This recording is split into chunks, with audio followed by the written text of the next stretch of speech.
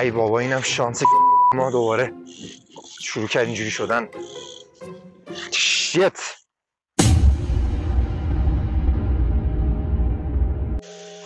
درود رفقای گل، شبتون بخیر. حالتون چطوره؟ امیدوارم که حال دلتون خوب باشه و همیشه شاد باشید.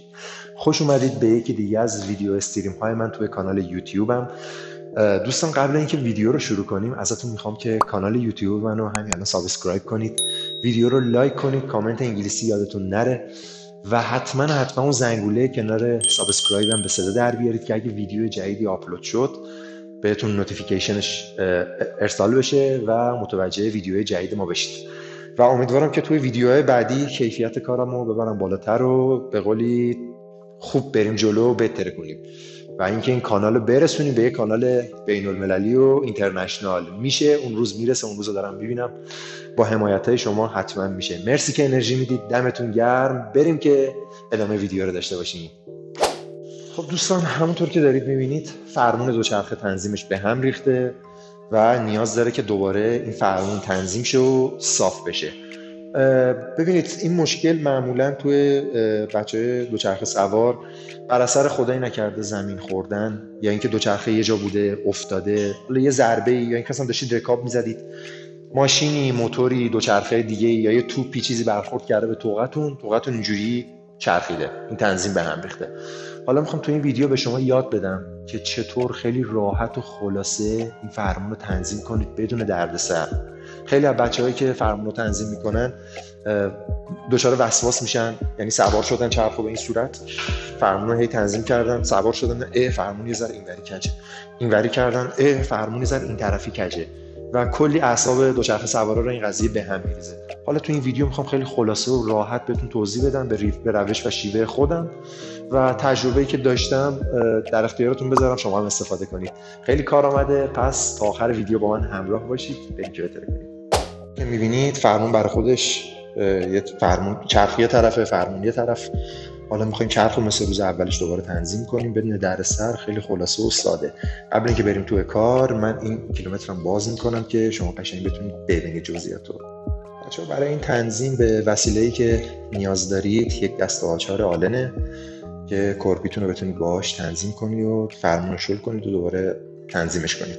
فقط یک نکته اینجا من تو پرانتز بهتون بگم، رفقا این دسته آچارایی که خریداری میکنید سعی کنید از برندهای خوب مطرح و به قولی جنس‌های پدر مادردار استفاده کنید و از آلن‌های ضعیف، آلن‌های که معمولا قیمت‌های خیلی پایینی دارن، سعی کنید از اونها استفاده نکنید. توی دسته آلن‌ها میدونم یک برندی هست به اسم برند پرو، برند فوق‌العاده‌ای، یا دسته آچارهای خود برند شیمانو. حرف ندارم برای سرویس برای اینجور کارا، ولی ترجیح خود من به شما اینه که اگه حالا برای بچه‌های تهران میگم، میتونید از منطقه حسن آباد تهران دسته آچارهای خیلی خوب با کیفیتی اونجا خریداری کنید و پیدا کنید.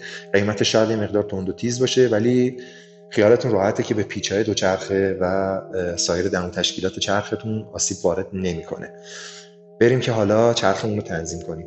دوستان برای تنظیم فرمون روش‌های مختلفی وجود داره که من روشی که خودم باهاش خیلی راحتم و بسیار ساده است با اون روش به شما توضیح میدم که چطور این تنظیم رو انجام بدید.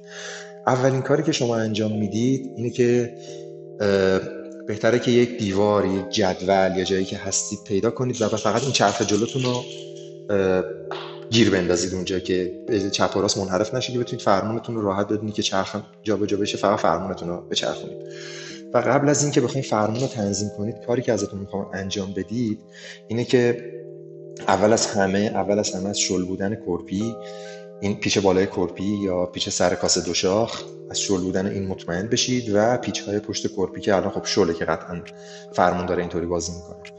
من برای دوچرخه خودم به این دوتا شماره آلن نیاز دارم. حالا تو بعضی از دوچرخه‌های دیگه این آلن‌ها فرق میکنن، ممکنه سایزشون جور و جوره، فرقی هم نمیکنه. حالا چیزی که هست اینه که خب این از کورپی، از پیچ سر کورپیمون که کاملا شله.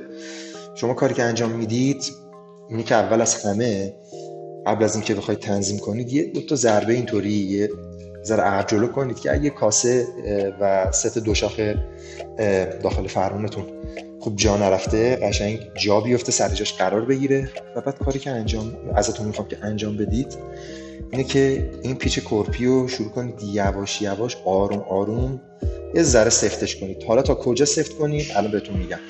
دوچرخه رو از دیوار دوباره فاصله میدیم. خب بچه‌ها من لقی فرمونمو گرفتم و دیگه به قولی ترمز جلو رو که میگیرم چرخ عقب جلو میکنم هیچ لقی صدایی از این داخل من دیگه احساس نمیکنم. حالا میریم سر تنظیم کردن فرمون. بچه‌ها قبل اینکه بخوام فرمون رو تنظیم کنم یه نکته‌ای هم بهتون بگم، اینه که بچه‌ها این پیچو حواستون باشه اینو بیش از حد نباید سفت کنید. این پیچ سر دوشاخوها یا پیچ بالایی کورپیو اینو بیش از حد نباید سفت بکنید. اگه بیش از حد سفت بشه میتونه آسیب خیلی جدی به کاسه و بلبرینگ‌های داخل ست دوشاخ بزنه، پس حواستون به این قضیه هم باشه. حالا بریم که فرمون اونو تنظیم کنیم. خب بچه‌ها کاری که ازتون میخوام انجام بدید مثل همون اولی که گفتم، چرختون رو به یک دیواری یا یک کنجی بچسبونید که چرخ دیگه ثابت بشه، تکون نخوره. تنه دوچرخه رو به هر طرف که حالا راحتید، من به سمت چپ میچرخونمش که این زاویه رو بتونم داشته باشم. کدوم زاویه؟ زاویه لاستیک و این کورپی عزیزمونا. حالا کاری که میخوام انجام بدم اینه که بچه‌ها پشت کورپی نگاه کنید یک شیار اینجا هست، یک شیار اینجا وجود داره، یعنی دو تا در اصل. این شیار رو موازی میکنم با مرکز لاستیکم. حالا بعضی از لاستیک‌ها ممکنه این مرکزیت رو نداشته باشن ولی خب کاملا مشخصه دیگه وسطش کجاست.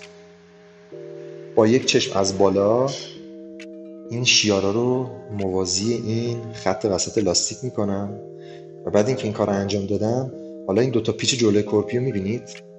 دوتا پیچ. حالا لاستیکم رو وسط مرکز این دوتا پیچ من قرار میدم. اون شیار پشت کورپی وسط لاستیکه و این فرمون ما، اینم مرکز. بله بچه فرمون ما الان ذره دیگه، الان فرمون ما کاملا تنظیمه. چقدر طول کشید؟ خیلی کم، خیلی هم راحت. فقط کاری که شما الان انجام میدید اینه که با استفاده از قاچارتون اول از پیچ پایینی کورپی شروع میکنید سفت کردن. یه ذره سفت میکنید، سفت که شد یه ذره میاییم پیچ بالایی رو نسبت به پایینیه سفت‌تر میکنیم. دوباره پایینیه رو یه ذره سفت میکنم، دوباره بالاییه. بچه تا یه حدی سفت میکنم که دیگه اوکی باشه، خیلی هم نباید سفت بشه مثل سنگ که به پیچ و کورپی شما آسیب وارد شه، چون اگه این رزوه های کورپی شما از بین بره یا به قولی رزوه کنه دیگه کورپیتون فاتحش خونده است و باید برید با شرایط تعلیم کورپی معمولی حداقل 800,000 تومان پول یک کورپی دیگه بدید. پس خیلی به پیچ فشار نیارید و همینقدر که یه مقدار سفت بشه دیگه کافیه، کفایت میکنه. از این سفت‌ترش نمی‌کنیم. همونطور که توی ویدیو دارید میبینید فرمونم بدون کوچکترین زحمتی و در کوتاهترین زمان، بدون هیچ اعصاب خوردی، بدون هیچ وسواسی، کاملا توی جای درستش قرار گرفته و میتونید دوباره از رایدتون لذت ببرید بدون هیچ لقی یا تکون اضافه‌ای. کاملا تنظیم شد به همین سادگی. تمام. بچه‌ها مرسی که تا آخر این ویدیو با من همراه بودید. خیلی راحت و خلاصه بهتون توضیح دادم که چجوری فرمونتون رو دوباره تنظیم کنید و بدون دردسر و خیلی اصولی و راحت. رفقا این شیوهی که بهتون معرفی کردم برای تنظیم فرمون یه شیوهی که خودم به قولی بخوام راحت بهتون خودم کشفش کردم و از این طریق من خیلی راحت‌تر نسبت به روش‌های دیگه‌ای که توی کانال‌های دیگه یوتیوب دیدم خیلی راحت‌تر تونستم فرمونمو بدون هیچ دردسری تنظیم کنم. مرسی که تا آخر این ویدیو با من همراه بودید. خیلی ازتون ممنونم، سپاسگزارم واقعا. بچه‌ها در آخر دوباره یادتون نره کانال یوتیوب منو سابسکرایب کنید، حتما ویدیو رو برای دوستانتون بفرستید که 100% ممکنه یه روزی به دردشون بخوره، پس براشون بفرستید. ویدیو رو لایک کنید، کامنت انگلیسی یادتون نره، خلاصه حمایت کنید دیگه همه جوره. پیج اینستاگرام من رو میتونید فالو کنید، اخباری که مربوط به کانالم باشه، مربوط به ویدیوهای جدید، تغییرات یا هر چیزی که هست اونجا تو اینستاگرام به صورت ریلز یا استوری میذارم. تو اینستاگرام فعالم، میتونید بهم پیام بدید از طریق دایرکت اینستا. و در آخر اینکه اگه نکته‌ای مد نظرتونه، جایی فکر می‌کنید تو این ویدیو یا ویدیو قبلی مشکلی هست، اشتباهی رخ داده، یا چیزی رو اشتباه توضیح دادم یا چیزی رو جان انداختم، حتما برای من توی قسمت کامنت ها برام بنویسید، اونا رو میخونم و پاسخ میدم. دمتون گرم، مرسی که با من همراه بودید. شب خوبی داشته باشید و لبتون همیشه خندون و جیبتون هم همیشه پرپول. فعلا پیس.